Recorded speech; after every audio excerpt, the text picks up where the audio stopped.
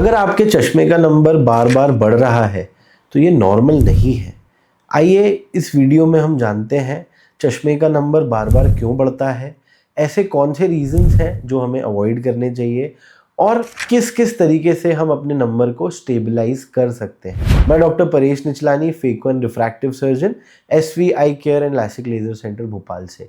चश्मे का नंबर बढ़ना आजकल बहुत आम हो गया है और कहीं ना कहीं हमारी लाइफस्टाइल से जुड़ा हुआ है। चश्मे का नंबर दो तरीके से हो सकता है, या तो प्लस का नंबर हो सकता है जिसमें हमें दूर का साफ दिखाई देता है लेकिन पास के लिए हमें चश्मा लगाना पड़ता है, जिसे हम फार साइटेडनेस यानी कि हाइपरोपिया भी कहते हैं। और कॉमनली मायोपिया होता है जिसमें पास का हमें साफ दिखाई देता है लेकिन दूर के लिए हमें चश्मा लगाना रहता है। इसमें यूजुअली माइनस का नंबर पेशेंट को आता है। कुछ कारण हैं जिस वजह से चश्मे का नंबर रैपिडली प्रोग्रेस हो सकता है। आइए उन कारणों को समझते हैं। सबसे पहला कारण है एक्सेसिव नियर वर्क। अगर हम पास का काम बहुत ज़्यादा करते हैं, जैसे कि मोबाइल चलाना या बहुत पास से रीडिंग मटेरियल को पढ़ना, तो ये आंखों पे एक स्टिमुलस भेजता है जिससे आई बॉल की लेंथ बड़ी होती है।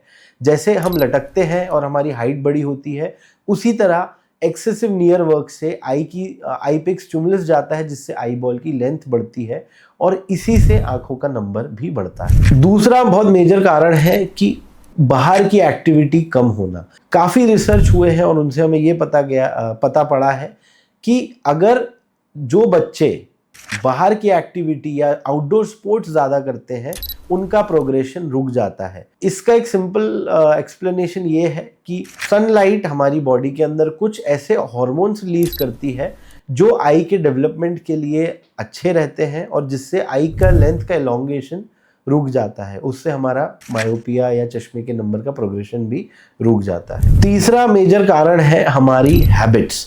अगर हम कम लाइट में मोबाइल का यूज़ करते हैं या आड़े टेढ़े बैठ के हम किताब को पढ़ते हैं या किताब को बहुत आंखों के पास जा करके या टेबल पे झुक करके हम किताबों को पढ़ते हैं, तो इससे भी चश्मे के पावर बहुत जल्दी बढ़ते हैं।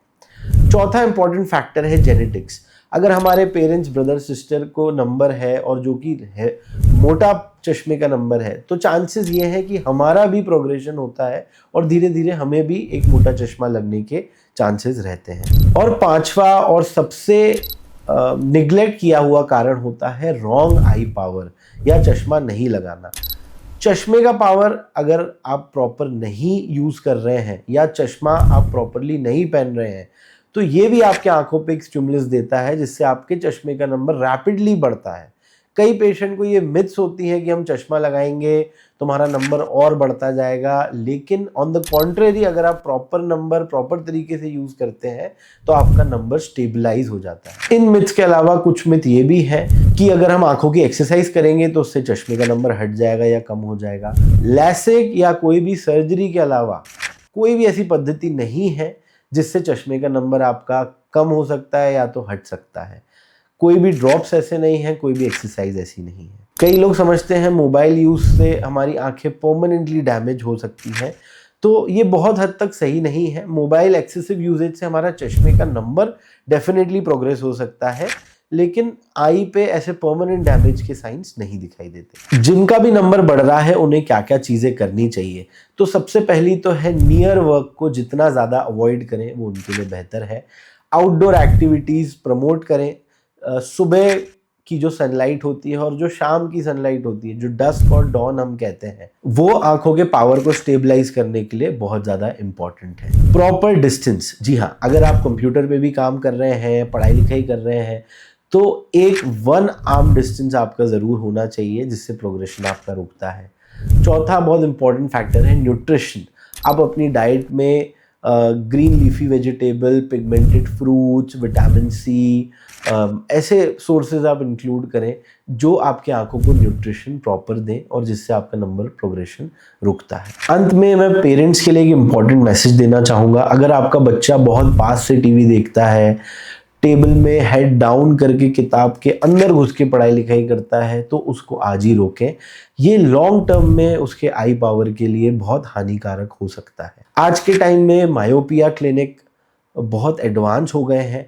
हमारे यहाँ पे बहुत सारी ऐसी टेक्निक्स हैं जिससे मायोपिया का प्रोग्रेशन हम कंप्लीटली रोक सकते हैं।